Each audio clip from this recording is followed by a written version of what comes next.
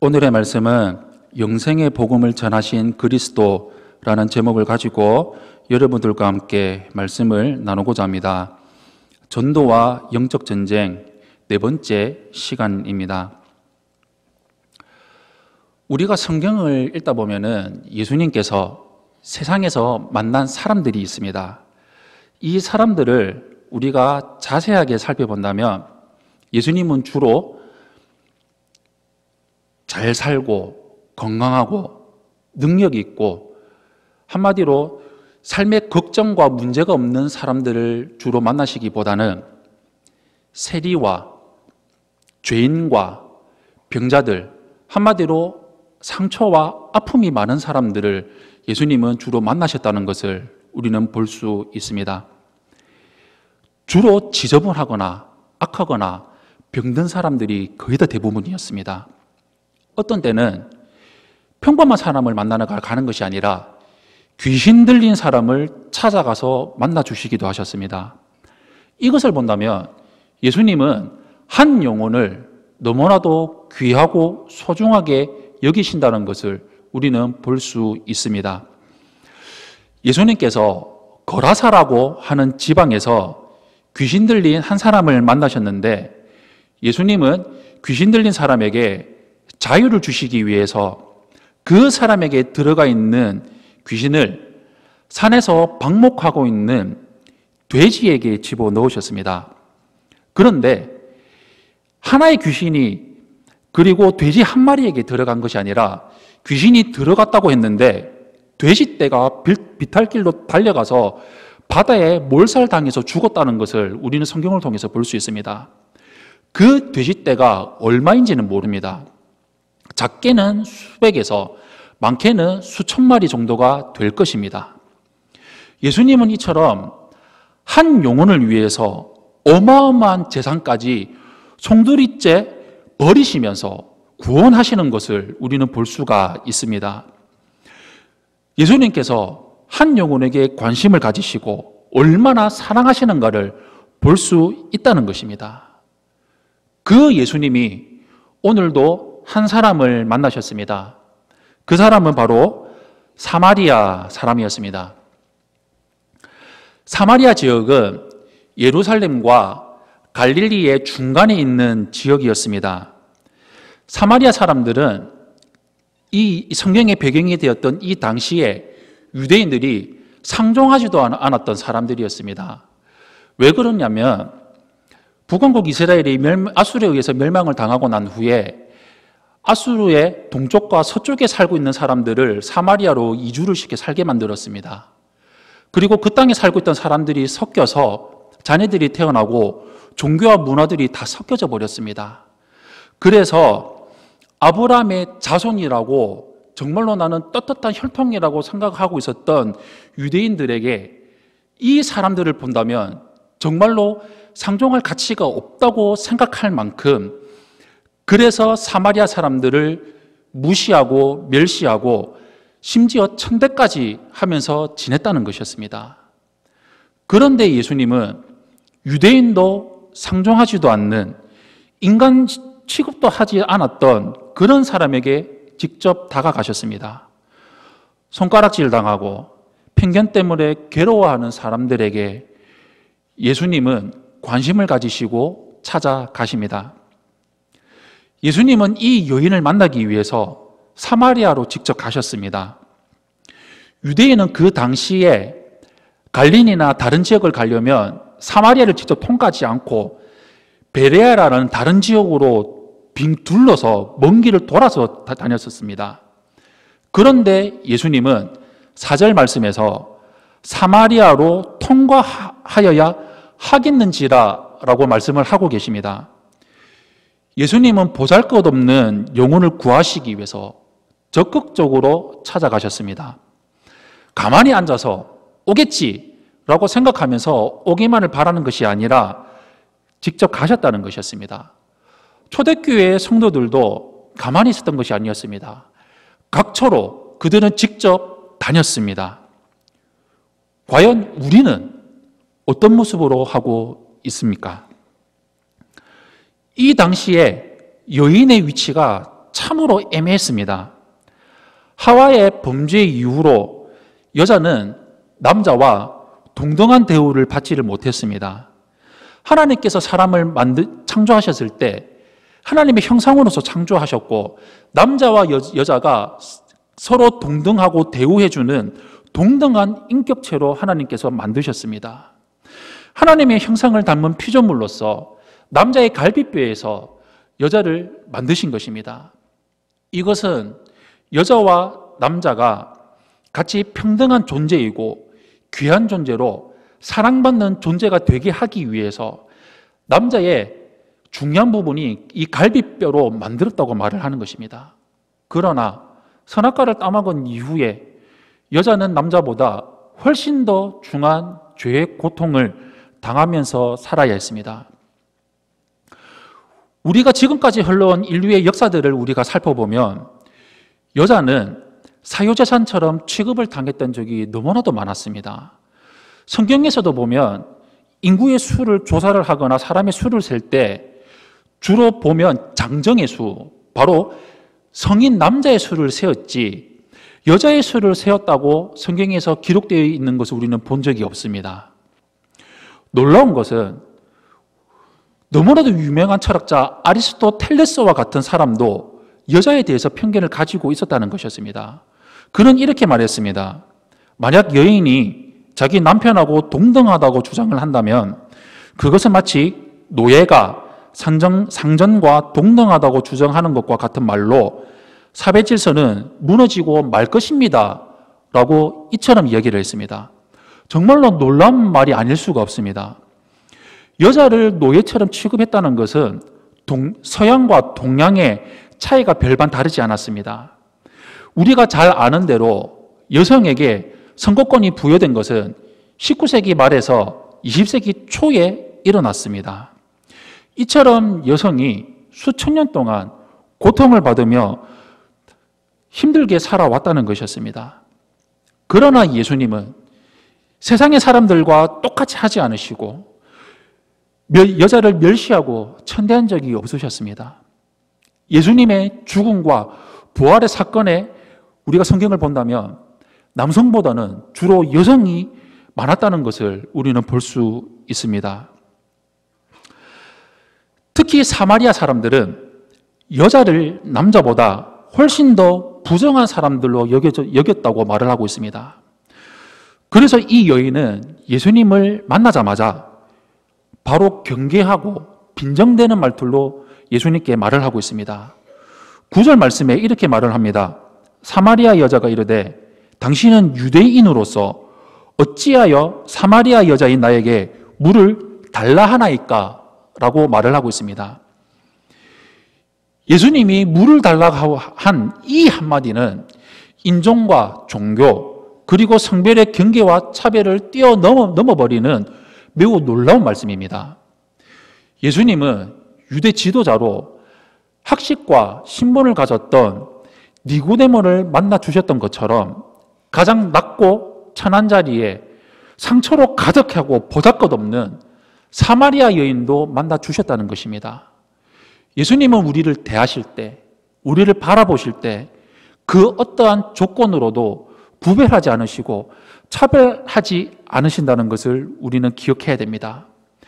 예수님은 오히려 사회에서 소외되고 차별받고 살아가는 사람들에게 먼저 찾아가시고 다가오셔서 말을 걸어주시는 분이십니다.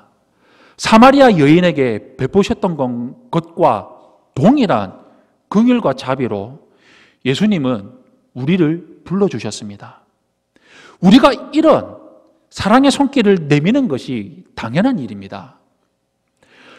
서로가 다르다고 하는 그런 것들 때문에 경계하고 배척하는 것이 아니라 다른 것을 인정하고 품어주는 것이, 함께하는 것이 예수님의 본을 따르는 제자의 모습인 것입니다.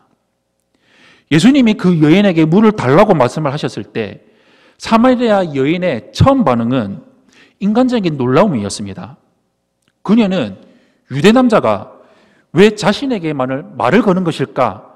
라는 정도의 궁금증을 가졌습니다. 예수님이 생수를 주신다는 말씀을 들었는데 믿기지도 않고 납득할 수도 없었습니다. 그래서 우물물을 깃는 도구조차 없이 물을 달라고 하면서 어떻게 생수를 줄 수 있습니까? 라고 오히려 예수님에게 물어봅니다. 그리고 자신들의 조상 야곱이 이 우물물을 우리에게 주었는데 우물물이 아니라 생수를 줄 수 있다면 당신이 야곱보다 큰 사람이냐고 예수님에게 오히려 묻습니다. 예수님은 그런 여인의 시각을 조금씩 바꿔가십니다. 예수님은 당신이 주시려는 그 물은 육신의 목마름이 아니라 영혼의 목마름을 해결하는 생수라는 것을 알려주셨습니다. 이 물을 마시는 사람들은 영원히 목마르지 않는다고 말씀하셨습니다. 그 물이 영생하도록 솟아나는 샘물이 될 것입니다. 예수님은 누구든지 목마른 사람들은 나에게 와서 마시라고 말씀하시면서 당신을 믿는 자는 그 배에서 생수의 강이 흘러나올 것이라고 성경을 통해 약속하셨습니다. 예수님께 와서 물을 마신다는 것은 바로 예수님을 믿는다는 것을 의미합니다. 예수님은 성령을 생수에 비유하십니다. 그러므로 예수님이 영원히 목마르지 않는 생수를 주겠다고 약속하시는 것은 복음을 믿어 구원받은 사람들에게 하나님의 선물, 곧 성령님을 주시겠다는 말씀입니다. 그 큰 은혜를 우리가 받고 누리면서 살아가고 있습니다. 우리 안에는 영원히 솟아나는 생수가 있습니다. 그 생수가 흘러넘쳐서 더 많은 사람들이 영생의 은혜를 누릴 수 있도록 우리는 복음을 전하는 전도의 삶을 우리는 살아가야 한다는 것입니다. 사마리아의 여인은 육체의 갈증뿐만이 아니라 영혼의 갈증으로도 너무나도 심각한 고통을 당하며 살아가고 있었습니다. 예수님은 영혼의 갈증을 해결해 줄 수 있는 유일한 길이 바로 나 예수 그리스도라는 것을 알게 하셨습니다. 사마리아 여인뿐만 아니라 모든 사람들에게는 해결되어야 할 영혼의 절박한 갈증이 있습니다. 인간은 왜 이렇게 영적으로 목마른 상태가 되었을까요? 우리가 생수의 근원 되시는 바로 하나님을 우리가 저버렸기 때문입니다. 사람들은 각각 저마다 자기 스스로 주인이 되어서 내가 살아가고 싶은 대로 하나님과 분리되어져 버린 떨어진 삶을 살아가고 자기 스스로 하나님이 되어서 자신의 목마름을 해결하기 위해서 그들 스스로 웅덩이를 팠다는 것입니다. 그런데 불행하게도 그들이 판 웅덩이는 물을 저장하지 못하는 터진 웅덩이들이라는 것입니다. 우물에서 길어 올리는 물은 아무리 마셔도 영혼의 갈증을 해결할 수가 없었습니다. 마찬가지로 우리가 간절히 사모하고 고대하는 세상의 물, 즉 부와 권력, 권세, 물질, 세상의 쾌락들은 절대로 우리의 영혼을 만족시킬 수가 없습니다. 우리의 갈증을 해결할 수 있는 분은 그 방법은 오직 유일한 생수가 되시는 바로 예수 그리스도이십니다. 그 예수님은 우리의 상태를 우리를 너무나도 잘 알고 계십니다. 예수님께서 우리 안에 오시면 생수와 같은 역할을 어떻게 하는 것일까요? 솟아나는 역할을 하시는 것일까요? 요한복음 6장 56절에 내 살을 먹고 내 피를 마시는 자는 내 안에 거하고 나도 그 안에 거하나니 라고 말씀을 하십니다. 예수님을 믿는 자는 예수님께서 그 안에 거하십니다. 예수님을 영접하면 그 안에 계신다는 것입니다. 내 안에 예수님께서 오시기만 하면 무엇으로도 채울 수 없던 모든 것들이 가득하게 차게 됩니다. 예수님의 영광이, 예수님의 영이 내 마음을 가득히 채우는 것입니다. 예수님의 빛이, 하나님의 무궁한 사랑이 강둑을 넘어버리는 하수처럼 가득히 채우는 것입니다. 그러므로 예수님만을 바라보고 예수님만을 붙잡으며 살아가야 됩니다. 충만한 영혼의 만족을 경험하며 살아가게 될 것입니다. 이것을 나만 알고 우리만 알고 살아가는 것이 아니라 우리가 밖으로 나가서 복음을 전함으로 수많은 영혼들을 살려내고 특히 사마리아 여인과 같이 영혼의 갈증, 해결할 수 없는 상처와 아픔을 갖고 살아가는 사람들에게 희망과 생명을 줄 수 있도록 우리는 복음을 전하며 살아가야 됩니다. 사마리아 여인을 보면 지금 이 시대를 살아가고 있는 사람들의 모습을 볼 수가 있습니다. 바로 예배는 무엇인지 조금이라도 알고 살아가고 있다는 것입니다. 종교적인 지식이 있습니다. 우리 조상들은 이 산에서 예배했는데 당신의 말을 예배할 곳이 예루살렘에 있습니다 라고 말을 합니다. 유대인들이 예루살렘 성전에서 예배를 드리고 있는 동안에 사마리아 사람들은 그리심산에서 예배 처소를 만들고 그들 나름의 예배를 드리며 종교 행위를 하며 살아가고 있었습니다. 이 여인은 적어도 하나님에 대해서 알고 있었고 이미 들었지만 종교인의 범위를 벗어나지 못하고 있었습니다. 종교적인 분위기 때문에 교회는 나가고 알만한 것은 알고 있었습니다. 교회에 취미를 붙이고 열심히 봉사하고 일한다고 뛰어다녔지만 그리스도인으로서 그리스도의 피로 자신의 죄를 깨끗하게 씻지 못하고 자신의 죄 때문에 회개하는 눈물도 없고 하나님 앞에서 괴로워하는 일도 없었습니다. 말씀을 읽어도 부딪힘이 없었습니다. 속이 비어져 버린 것입니다. 삶 속에 예수님이 함께 하시는 것도 느끼지 못하고 삶의 변화도 없이 천국을 향해서 바라보고 그래서 천국이야라는 질문을 하면서 천국에 대한 소망도 없이 살아갔다는 것입니다. 그 결과로 오늘까지 이르렀고 이 여인에게 예수님이 직접 찾아가신 것이었습니다. 사마리아 여자가 예수님과 대화하는 중에 하나님의 아들 메시아가 오시기만 하면 내가 지금 숙제로 알고 있는 모든 문제들을 해결해 주실 것입니다 라고 했더니 내가 바로 그다 라고 말씀을 하십니다. 그 말을 듣자 여인의 눈은 번쩍 뜨여졌습니다. 자기 앞에 계신 분이 바로 메시아 그리스도라는 것을 알게 되자 그 순간 그 여인은 물동이를 버려버리고 동네로 찾아가 사람들에게 나는 예수님을 만났다라고 바로 복음을 전했습니다. 여인은 예수님이 말씀하신 영원히 목마르지 않는 생수를 마신 사람이 되었습니다. 왜냐하면 주님이 주시는 것도 보이지 않고 여인이 마시는 것도 보이지 않았지만 자기도 모르게 마시게 된 것입니다. 물동이를 버려두고 동네로 뛰어가서 그 복음을 전했던 그 모습, 진정으로 예수님을 만난 사람은 그 생수가 그 속에서 흘러나와 넘치게 된다는 것입니다. 우리가 살아가고 있는 곳에, 전도하는 곳에 수많은 사람들이 있습니다. 각각 다양한 모습을 갖고 있고 각각 다양한 처지와 형편을 가지고 살아가고 있습니다.